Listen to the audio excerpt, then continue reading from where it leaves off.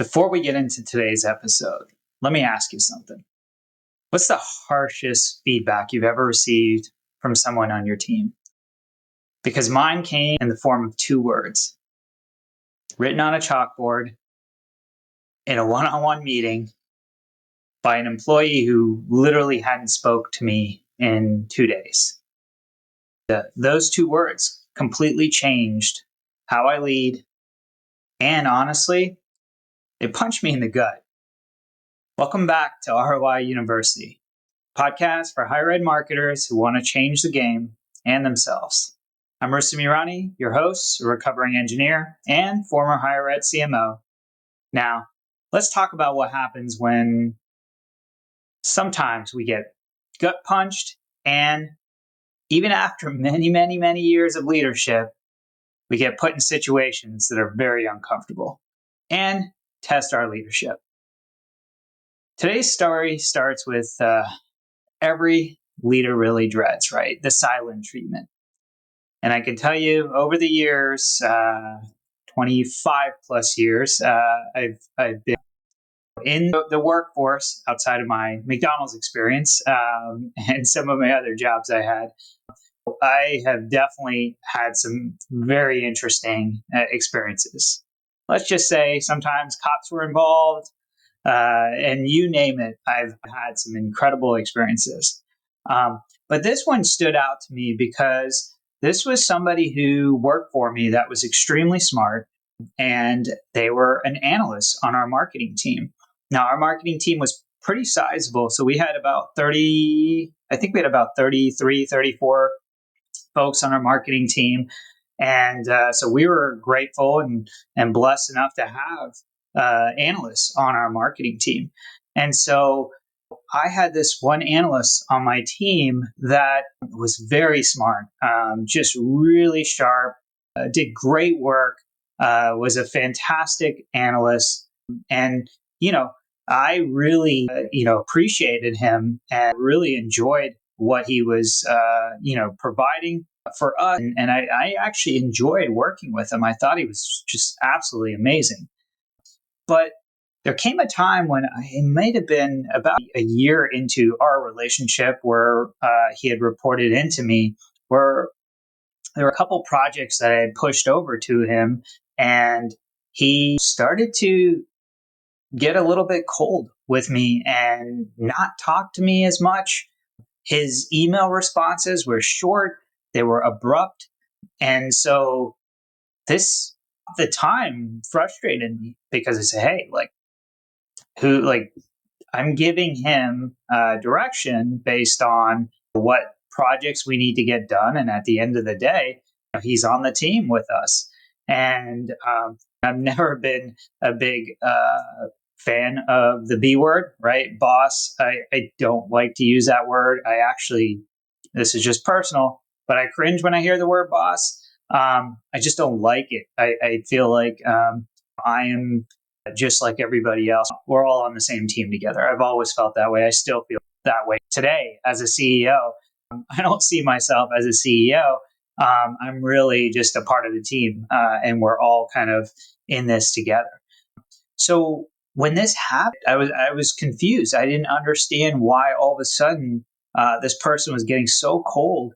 Not only that, but they had, for a couple or a few days, just been very, usually say hi to everybody, wouldn't say hi to me. And it got really cold. So it was a really difficult situation. And so I said, okay, what do I do here? Because you can easily just ignore a situation like that, right? Say, hey, I'm the boss. Like, here's what I'm saying. Here's what we need to do. Like, just get it done, right? That's the easy way out, which probably won't end very well for most situations. But I said, you know what? Let me have a one-on-one. Let me schedule a one-on-one sooner than later. We usually did them every week or every 2 weeks. So I said, let's just do it. I think it was middle of the week. So I set him a meeting invite to do a one-on-one. And so we met in our one-on-one, and there was one of these little conference rooms. We had tons of these conference rooms, but I remember this one in particular. There was one little table. There was a whiteboard no windows. It was really for like maybe 3 or 4 people. It was a smaller conference room. And I sat down in this room with them and I said, okay. I said, hey, listen, I know something's up. You're not comfortable with our relationship. You're being cold with me in the emails. You're rejecting when I say hello to you. You're not replying. You used to reply. Something is off. And I basically said, hey, and I don't know why, but I pulled a Jerry Maguire and I said, help me help you. I know something's wrong here. I know things aren't going well. We had a great relationship. It's not that way anymore. Please tell me what's going on and how can I help you? And the most interesting thing happened after that. He stood up. We were both sitting on the table. He stood up. He went to the whiteboard. He pulled the marker up and he went up to the board and he wrote analysts on one side of the board in big letters. And then he wrote scientists on the other side of the board in big letters. And that was it. And then he looked at me. And this was kind of surreal because literally it happened this way. And I was looking at him like, okay, what's going on here? And he goes, Rustam, all of this work that you keep giving me, all these projects that you keep giving me, they're basically just data crunching. There's just, I'm getting kind of bored of these projects. I'm basically taking this data and I'm organizing it and putting it into these charts. And, that's what maybe an analyst or reporting person does. But I see myself as more than that. And I'm not being challenged as more than that. I see myself more as a scientist where I can take this data, but I want to do more with the data. I said, okay, tell me about that. And he said, I want to create hypothesis from the data. I want to come to you and say, this is what I think this data is going to show us and why. And I want to be able to prove it. Not only that, I want to give you 2 or 3 reasons why this data may or may not work, or may not tell us what it needs to tell us. And I said, okay. And so he went down this whole path of how he was a scientist. He saw himself as a scientist. And I wasn't challenging him that way. I was not recognizing that that was one of his strengths. Yes, he was pulling great reports together, but I was not giving him the opportunity to really do more of what he enjoyed and his skill set. That was incredible eye opener for me. I had never seen that before or had an analyst kind of mention that before. And I said, you know what? I said, I appreciate that. Thank you for having this conversation with me. And I said, I'm grateful that you're telling me these things. There's definitely more we could be doing. And there's absolutely ways that we can be doing more scientific things with the data. And I said, okay, I'll tell you what. I said, what would be most challenging for you right now? He goes, well, I'd like to do something different. I'd like to have something a little different, a different type of project. And I started thinking, and there was a project at that time. We were looking, this was, I don't know how many years ago, but quite a few years ago. But we were looking at doing some remarketing through DSPs, right? So display remarketing. And so I said, hey, we've got this project we've been talking about with AdRoll and running some AdRoll campaigns for remarketing. And I said, okay, how about this? How about we give you this as a project where you take it on, you do the research behind it, bring out a hypothesis of what you think this is going to do for our business and our school, and come back and let me know what type of budget you need. I have up to X amount that I can do for this. I always had a R&D budget that I tried to keep separate. Now it varied depending on month and projects and so on, but I always tried to have that. And I said, come back, bring all that to the table, and we'll test it. If your hypothesis gives us an opportunity to test it that it could be positive, we'll test it, and we can review the results and we can share it internally. Not only that, but I will highlight it in the next executive meeting for something that we had that we tested. It was huge.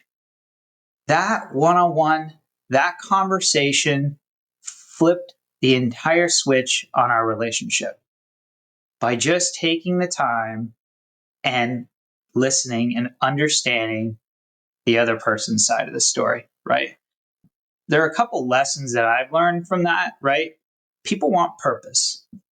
They know what reports are about, they know how to run campaigns and so on, but they want purpose. They want to pursue something that gives them a purpose, that gives them the ability to do something a little bit different, right?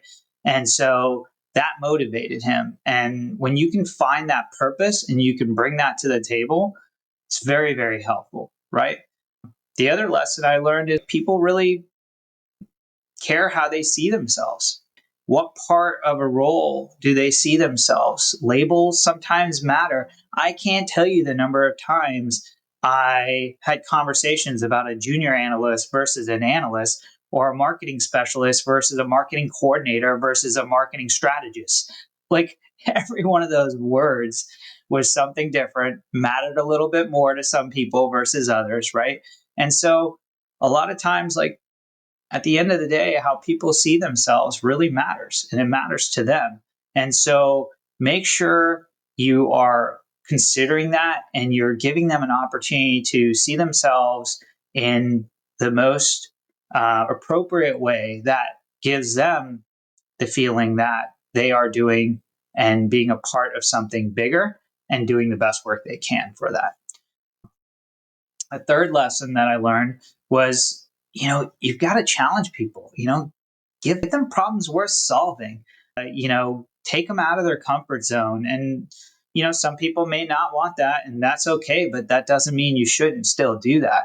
You know, let me find things that will push their boundaries in what they're doing. If they're a campaign manager, and maybe you don't have the budget to run certain types of campaigns, you can still have them come up with a scenario where, if we ran this type of campaign, what would that do?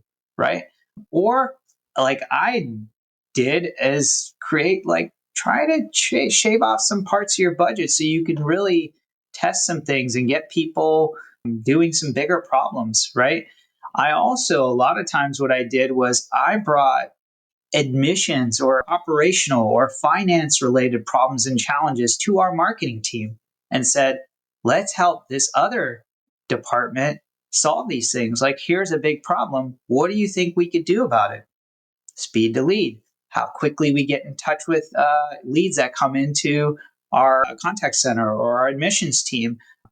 Can we impact that, right? So those are challenges that there's so many problems and challenges that we can work on. Think about those and get them and challenge them on that. And look, I think the other big lesson is, like, conversations beat assumptions any day, right? When you think certain people are feeling a certain way and you're not having that conversation, you may feel like you know what's going on, but you really don't, unless you're having an opportunity to have a face-to-face. I know now with remote work, it's more of a Zoom, but still having that face-to-face is just critical. And a lot of times you will be amazed at what is most important, or what is creating that friction or that challenge, where you may have thought it was completely something. I thought I said something that upset him. It had nothing to do with that, right? So conversations always beat assumptions. And at the end of the day, you've got to know the why, why they enjoy what they're doing, know why they're continuing to be a part of the team, and what they're looking for, like, in the future, what that growth pattern looks like, and continually check in on that. I think that's going to be huge and impactful for you as a leader, and then also your team members. Have you ever had a moment like this? an uncomfortable moment with a team member. It could even be a colleague. Maybe even a conversation that changed how you lead. I'd love to hear your story. DM me, message me on LinkedIn, connect with me on LinkedIn, and I'd love to learn from each other.